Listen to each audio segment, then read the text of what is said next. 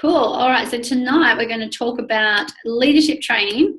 And I'm really excited to go through some of this info that I did some leadership training myself. And I'm like, I've got to share this info with you guys. So have your pen and paper ready. And again, as we go, if you have questions or anything, pop it in the chat. And so leadership training, what does it mean to be a leader? Now, we hear about being a leader, coming into this business. This style of business is a leadership business. For you to grow your business, you need to become a leader and duplicate what you're doing down to grow the business to impact as many lives as you can. So if you choose not to be responsible and not step into leadership, then your business is just going to stay where it is, which is totally cool if that's what you want. But this is for people who want to step up and learn the skills, because let's face it, everyone is born a leader. Yeah, we're all born to be leaders. But it's the ones that actually take action on it and have a purpose behind it are the ones that, step up and do it. So at the end of the day, do you want to be the sheep or the lion, right? Do you want to be following everyone around, or do you want to, stray from the pack and do your own thing, live the life on your terms? So growing into leadership with this, and the reason I'm really passionate about this is I had no idea how to be a leader when I joined this business. Like, I thought I could be a good boss, and honestly, I probably was a good boss. But I'm no one's boss in this business. The only person that, I'm responsible for is myself. So I'm my own boss, and I can only ever, criticize myself, whether it's constructive or, not so constructive. So you're never a boss when you come into this business, and you're not a manager. And you can find that when you do start managing your team, people start to be like, oh, why is, Kim making me do this? Or why is, my upline making me do that when I don't want to do it? So leadership is growing into it. You don't just own. You can't just say, I'm really honest with this, you can't just say I'm a leader. Leaders is taking the action, and you kind of, once you're taking the action, you grow into it. Because it's very common, and this is the brutal truth, is you can turn around and be like, yeah, I'm a leader, I'm going to do this, I want to do this, I want to do that, people should look up to me as a leader, blah, blah, blah. But if you're actually not leading your team, you're not being a leader at all. You're just talking the talk and, growing your own ego, whether that's this business or life. Because that's where I was, and I realized I couldn't be like that. I actually had to step up. So the difference between a boss and a leader is the boss tells their team what to do. The leader shows their team what to do by doing it themselves. So you've heard this saying before, is you need to be the best distributor in your business out of your whole team. Because if you want your team to be doing something because that's going to help them and grow their business, you've got to be doing it too. If you're encouraging your team to put 10 customers on a month, you need to be putting 10 customers on a month, or that's your goal, right? So, and that's another thing we learn, is don't ever expect your team to do things that you're not prepared to do. If you plug team training and events all the time, because we know that's high-paying activities, get on the events, get on the team training, talk to people every day. If you're not doing it yourself, you can never, ever expect your team to do it. But when you do it, and, you tell your team starts to see you doing it, they're going to follow the leader, right? And then that's the power of duplication. You're inspiring them and empowering them rather than trying to manage them. So really important. So leadership, or being a leader for your team, is raise your team up to be responsible, so you could leave your business and it would still run.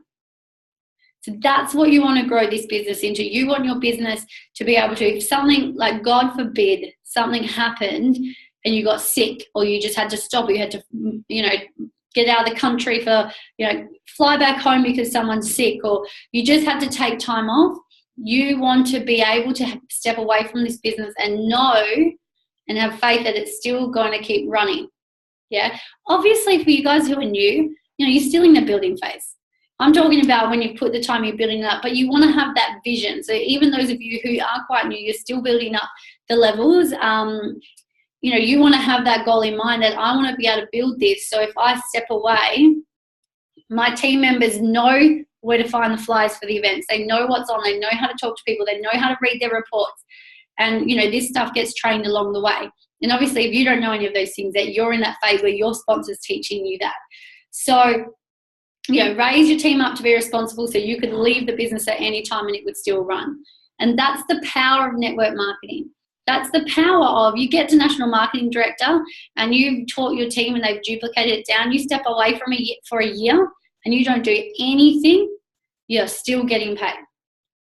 Yeah, but you want to make sure that, you know, people are going to look after themselves. So, and the reason I tell you that is because that's what your team are going to want, and that's what their team are going to want, and that's the power of duplication down. So another thing is, have a clear strategy of what you want to do and how you want to do this business. Now, your strategy, can't even say the word, it doesn't need to be social media. Social media is just so popular these days because look how fast you can impact as many people through social media. It's easy to do it, especially if you're in a remote town or you can't leave the house as much. And it's quicker to impact and talk to a lot of people in a short period of time. It doesn't always have to be your strategy. You just need to find something. I know, you know, for Christy, for example, she rocks social media. She's a stay-at-home mum. She's in a country town. You know, that's what she needs to do. Well, myself, I personally don't like social media because I'm a face-to-face talker. If you guys probably know me right now, I'm a talker, right? And you know what? My strategy might be more time-consuming. Well, I book in catch-ups and I schedule them to an hour. I say I have to be somewhere even if I don't. So I'm not there talking for 3 hours. You know, to build that relationship, get one-on-one and, you know, get them to build that trust in me, because that's where I'm most powerful in. So that's my strategy. You need to find what your strategy is, what you're going to do. Whether, you know what, you love sitting there on Facebook and you love posting ads, you love having conversations, whether you prefer phone calls, whether you rather run an event once a week. So every Friday night you invite people over, whether you have 10 people, 2 people, 0, 50, show up and you have the products there, you drink wine, like you've got that connection happening. That might be for you. Now, the reason that I'm getting you to think of that is because find what works for you, and you're not going to find it overnight. Guys, I've been doing this for almost 4 years and I'm only just working out what my strategy is that works, because I've been trial and tested everything along the way. But then I'm like, I've got to stick to one thing. So you've got to find something and stick to it. Now, you might have a strategy that works for you, but as a leader, this is where you've got to understand that that doesn't mean your team are going to follow the same strategy. I'm sorry, Christy, I'm just picking on you because your name's coming up on my screen. My strategy is completely different to Christy's, but I know Christy's in my team. If I tell her, like, no, babe, you got to go do catch-ups, you got to build that relationship face to face, she'll be like, Kim, that doesn't work for me. How am I going to grow her into the best team member I can? Yeah, for her business, if I'm trying to force a strategy that doesn't sit right with her. So what I'm saying is, you got to learn your team's strategy, what works for them, what it might not work for you, but you grow them in that area. You know, you help and you learn from each other. So a good leader helps their team grow the strategy that works for them. Now, in saying that, we all have a system. We have a starter guide. We know what to encourage when you sign up someone. You know, get them to DVF and getting them to SDVF. Your sites are on SDVF because you've got, you know, it's the biggest amount of gain in the shortest amount of time. And whether or not it happens, that's our system. Follow the blueprint, post on social media, have conversations, you know, start using your grid. So we've got that system in place, and then however you want to make that system work within a strategy, whether it's Facebook, you know, Instagram, constant private messaging, or phone calls, or catch-ups, or however, or going, you know, door to door, whatever works for you. So just knowing that. And if I'm talking too fast, it is recorded, guys. Okay, I've just covered that. All right, now, I've like covered everything in my list just from reading one top. Okay, this is something that's also a brutally honest coaching tip. Are you ready for it? Yeah? Have the assumption, this is like the one time you're allowed to assume in this business, have the assumption that people will quit, as in team members and customers. We know customers cancel. Have the assumption that people will quit, you know, because you want to be always building with acceptance of what's expected. Yeah, because this is the thing. Not everyone is going to stay for their lifetime in a network marketing company. We know that. Some of you guys have team members who yes, they want to do it. They have the dream. They're not prepared to work. So they don't do the business, and they say, you know what, the business doesn't work. It's like, well, no, you didn't do the work. But it's not for you, and that's totally cool. But sometimes what we do is we bring on team members, and I can say this to you guys because you guys are the one on team training, and whoever watches this, obviously if someone watches this back as a recording, they're making the effort to watch it, they want to learn. But now I've lost my train of thought. If you bring on a team member, it's the worst feeling that you have so much drive, you want to hit your next target, you want to be an MD, you have all this motivation for your vision, your dreams, and your success, and you have that same dream for your team because you know what's possible. So you obviously believe in them more than they do, especially at the start. And the worst feeling is, even though you believe in them more than they do, that they just won't work for it. They just won't step up, and it's like pushing porridge up a mountain, as John Holowati says.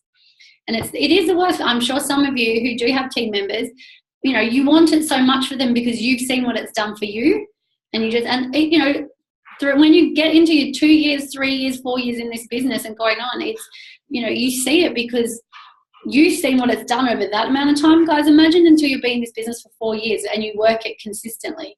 It's going to be epic for you. And when you want it that much for your team because you love on them and you see their vision and see their goals, it's so hard when they don't want it back. So you have to assume that everyone that comes into your business may quit, and you have to be okay with that and keep on building. Because, and this is so true, because I was talking to Simon Mitchell, and I was like, and I'll be dead honest with you guys, and I've got team members who I love to bits, love them so much, and they have so many goals, and they tell me all their goals. I'm like, yes, let's do this.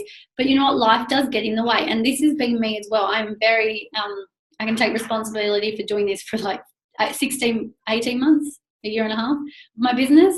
This was me. Yeah. And the reason that, so Simon said that, if you're not putting on a lot of new team members, obviously you're going to stay focused on the team members you have, and you're going to push them, encourage them and motivate them because you know how good this is for them. But if you went and put on 50 frontline this month, right, or even 20 or even 10 or even 5, you got new people coming into your business that you need to hold their hand and give them, because you never know who of them is going to become an NMD. So when you're putting your focus in the new people, what happens to the people that you were pushing up the hill before? Your focus isn't there anymore. Doesn't mean you don't love them any less. But what I mean by this is that we can get so caught up on trying to motivate our team that we're not even putting our time into recruiting new people. But when we do recruit new people, like those people will step up. So I'm telling you this now because we all know, and I know some of you have already had the heartbreak of, you see the belief, you have the belief for your new team members, but they just don't see it themselves yet. So all we can do is love on them. So can I get a wave or a thumbs up that made sense? Because you know me, I like to ramble. That made sense. Fantastic. Whew, I forgot to breathe during that. So pretty much, yeah. My point was assume people are going to quit. So constantly building, yeah. Constantly building. And obviously if you want to take time off, take time off. You don't have to keep building. I just know you guys want to build this business, and this is how network marketing works. All right. So here's a good one. Because I know I relate to this. I'm sure some of you guys can too. Don't get annoyed with the things you can't control.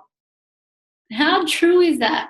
How many times do we get frustrated because we want something, want to make it happen, and then we've got to step back and realize we can't control we can't control other people. We can't control the fact that, you have this potential customer that keeps asking about Juice Plus but just doesn't want to pay for it no matter what you do. You're almost at the point where you want to shake them because you're like, you need this product. It's going to help you. Yeah, we can't get annoyed at things we can't control. We just got to keep moving forward and focusing on the positives. So what does it take to be successful? I want to know. Let's get interactive.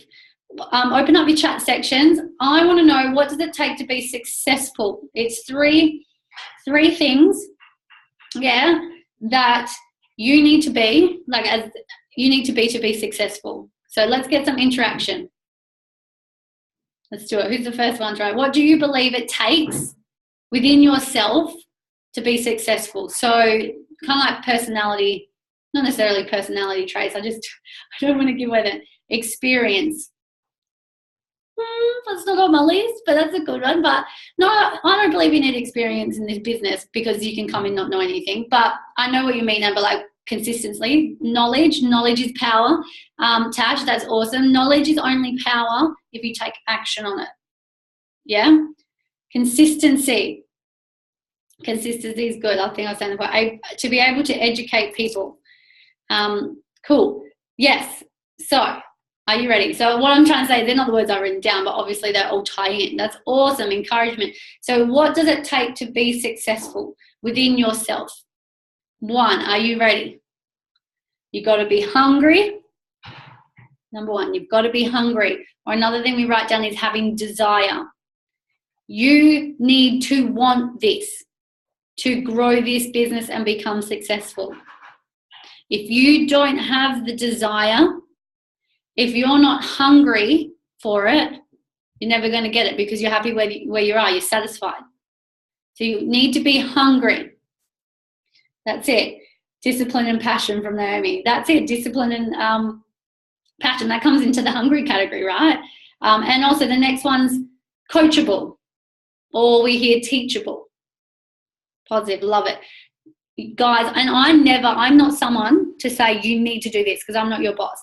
But if you want to be successful in your Juice Plus business, this is what you need to be. You need to be hungry. You need to be coachable / teachable. Because, and guys, you hear this so much, and I'm so passionate about it because I wasn't teachable at the start. I thought I knew best. Now, if you're coming into network marketing, I can guarantee everyone on this call, there's probably most of us have never done network marketing before in our life or direct sales. So who are we to come in to think, and I'm not saying you're doing this, but this is just a good realization to have, is who are we to come in and think that we know better than our uplines? Yeah? And I mean uplines that have reached a further position than you or are somewhere in their business that you want to be, because obviously you want to get there. You need to be teachable. Okay, what did you do to get there? Yeah? I want to know what you did. So being coachable, if you're not open to being teachable, coachable, if you reach out and you say, hey, this person, hey, that person, it doesn't even have to be, it could be a sideline. Like I was just on the phone to Shani Carosso, who's an NMD over East, because I was like, okay, what about this? Tell me about this. What are you doing here? I want to know what you're doing. Yeah, be teachable.